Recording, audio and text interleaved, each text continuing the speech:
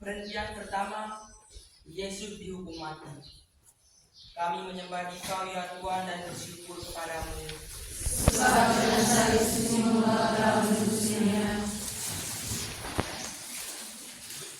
Sebagai penjahat, Yesus dihadapkan pada Pilatus untuk diadili. Pilatus takut kehilangan simpati rakyat, maka Yesus didera. Akhirnya, demi kepentingan pribadi, Pilatus menjatuhkan hukuman mati yang tidak adil. Namun, Yesus dengan tenang, sabar dan rela menerimanya. Apakah kita lebih baik dari Pilatus bila kita mengadili sesama dengan siar dan prasangka? Apakah kita sabar bila terjadi salah paham yang merugikan kita?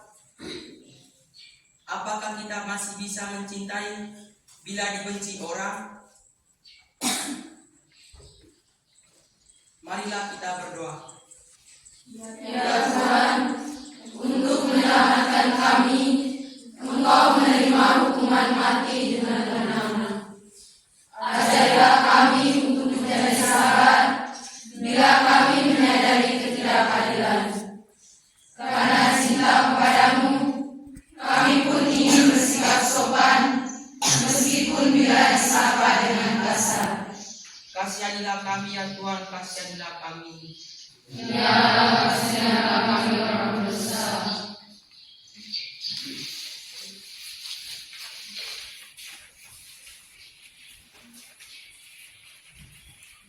Perhentian kedua, Yesus memanggil salibnya.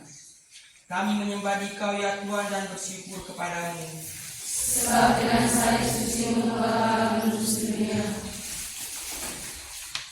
Para serdadu menganyam sebuah mahkota duri dan meletakkannya di kepala Yesus. Setelah diolok-olok, Yesus dibawa keluar. Sebuah salib besar diletakkan di atas bahunya. Yesus menerima beban itu dengan rela dan cinta. Betapa pahit piala yang harus diminumnya. Apakah kita masih sanggup memanggul salib bila datang kesulitan dan ejek-ejek orang karena ingin kita pada Kristus? Apakah kita dapat tahan menderita bila sakit atau kita hanya mengeluh saja? Marilah kita berdoa. Ya Tuhan, dengan rela Kau panggil salib-Mu yang berat karena kelemahan kami. Berilah kami kekuatan untuk mengambil salib kami yang kecil bila dibandingkan dengan salib-Mu yang berat. Kasihanilah kami ya Tuhan, kasihanilah kami. Ya Allah, kasihanilah kami orang berdosa.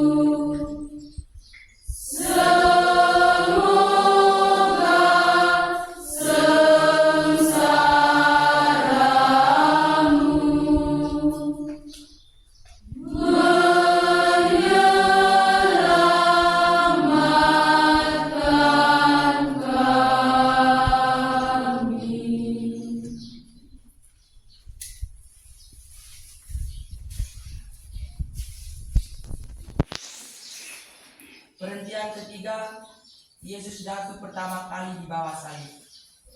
Kami menyembah Dikau ya Tuhan dan bersyukur kepadamu. Sabda salib sucimu ya Allah menembus dunia. Yesus sudah capai. Raganya yang perkasa sudah menjadi lemah. Bebannya kelewatan berat. Jalannya mendaki. Akhirnya Yesus jatuh di bawah salib yang berat ini. Tetapi Yesus tidak berhenti di situ. Karena ditopang oleh semangat yang luar biasa, Ia berusaha bangun kembali dan melanjutkan perjalanannya. Jatuh memang merupakan pengalaman yang tidak enak. Lebih-lebih bila disaksikan lebih diketahui banyak orang. Apakah kita rela mengakui kesalahan kita di saat kita jatuh? Apakah kita menutup kesalahan kita dengan sombong? Apakah kita bangun kembali dengan rendah hati? Ataukah kita tetap di bawah saja karena malu? Marilah kita berdoa. Ya Tuhan, Engkau pernah bersabda, hanya yang mengikut salib dan mengikuti Aku dapat menjadi murid-murid-Ku. Dengan rela Kau tanggung salib yang berat karena kelemahan kami. Kasihanilah kami ya Tuhan, kasihanilah kami. Ya, kasihanlah kami orang berdosa.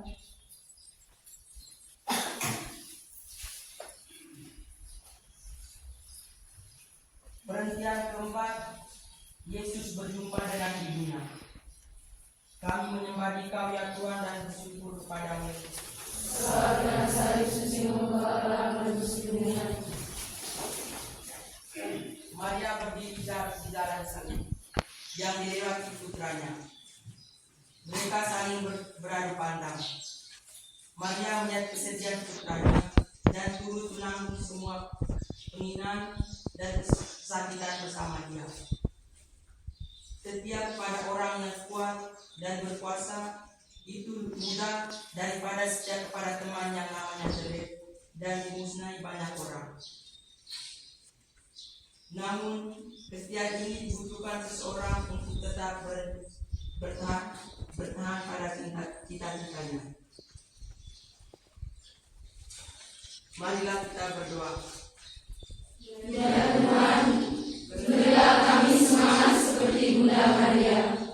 Berilah kami hati yang terbuka untuk mengerti dan menerima keadaan orang lain seperti apa adanya, dan jadikanlah kami peka untuk menghargai perhatian dan cinta sesama kepada kami sendiri. Yesus yang lembut hati. Kasihanilah kami ya Tuhan, kasihanilah kami.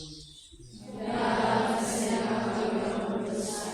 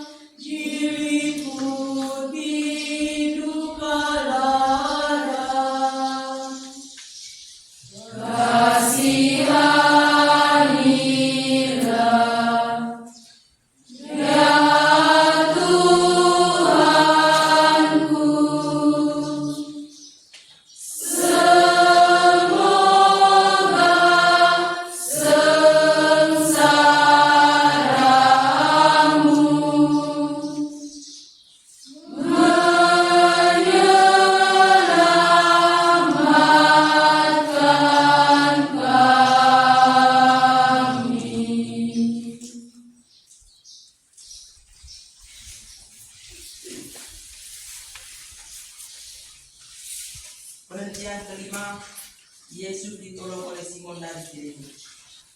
Kami menyembah Dikau ya Tuhan dan bersyukur kepadamu. Sabda salib sucimu ya Allah menembus dunia. Gua sendiri tidak sanggup lagi memangku salibnya lebih jauh.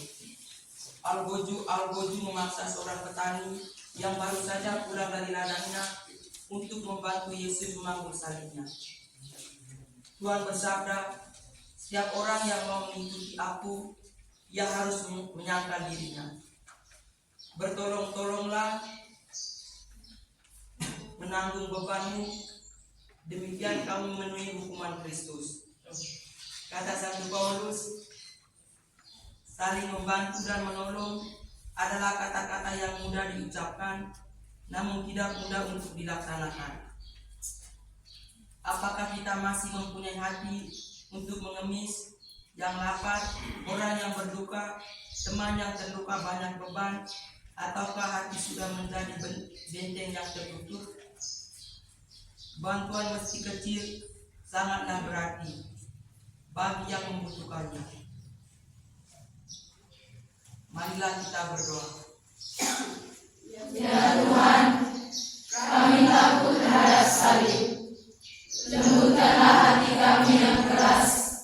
Tumbuhkanlah sikap saling menolong dan membantu, agar masyarakat kami semakin damai dan sejahtera menurut kehendak-Mu. Tuhan, Engkau menerima Simon dari Kirene sebagai pembantu untuk memangku salib bersama Engkau. Kasihanilah kami ya Tuhan, kasihanilah kami. Ya Allah, kasihanilah kami orang bersalah.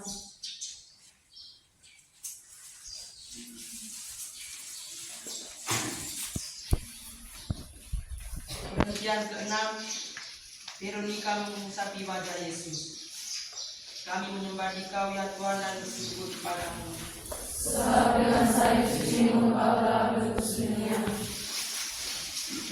Veronika melihat penderitaan Yesus dan keras sedaru-sedaru. Tanpa tangis, Yesus diturunkan dari salib. Kami menyembah Dikau ya Tuhan dan bersyukur kepadamu. Sebab dengan salib suci-Mu Engkau telah menebus dunia.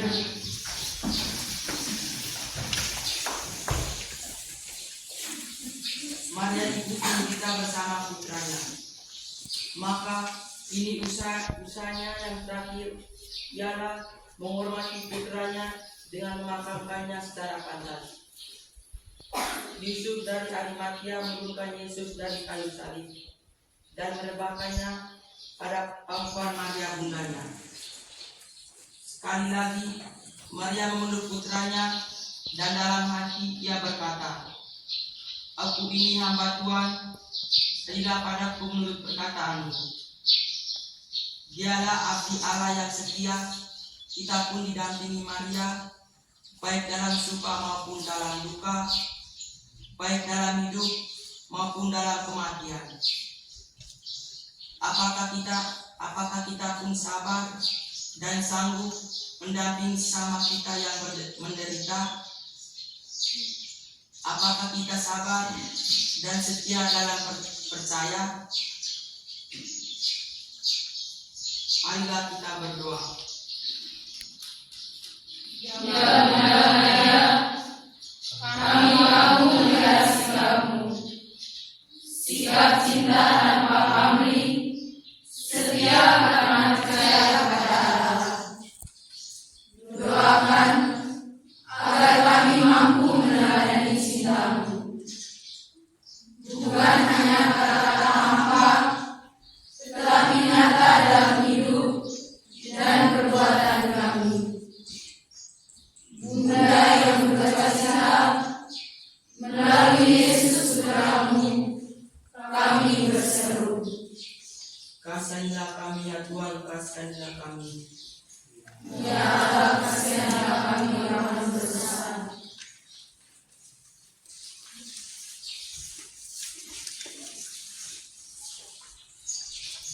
Perhentian ke-14, Yesus dimakamkan. Kami menyembah Dikau ya Tuhan dan bersyukur kepadamu. Sebab dengan salib suci-Mu Engkau telah menebus dunia. Karena hari Sabat akan mulai, maka Yesus diminyaki dan segera dimakamkan.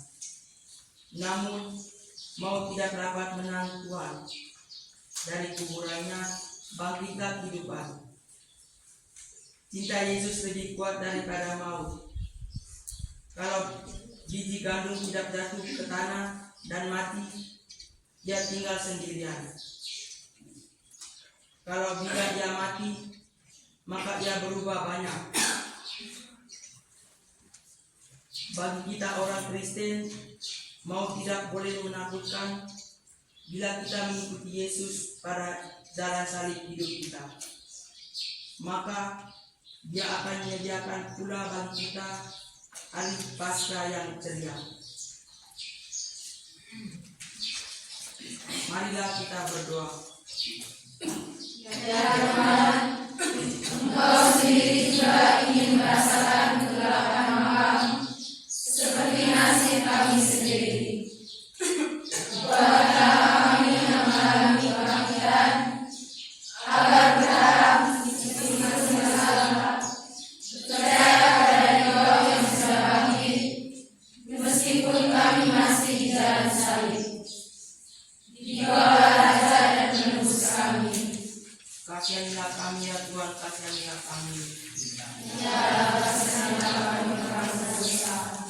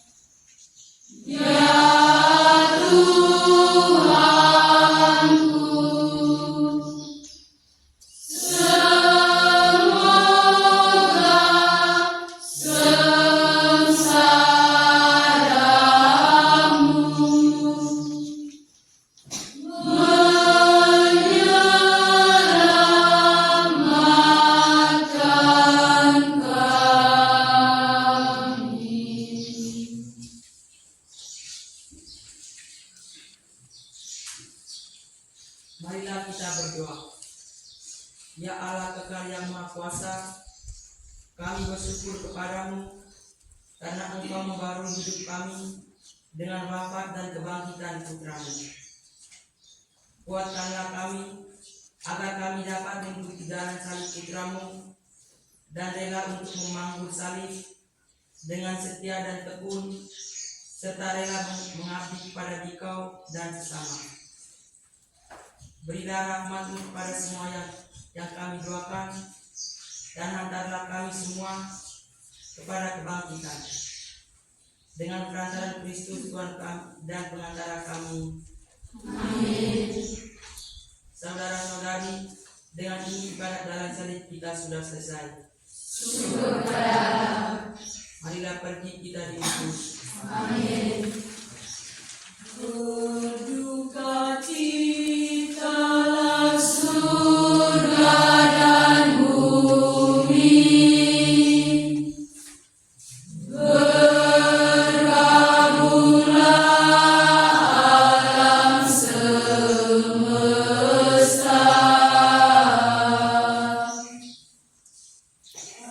Allah dan Pencipta yang Maha Murah, wafat di salib kehinaan,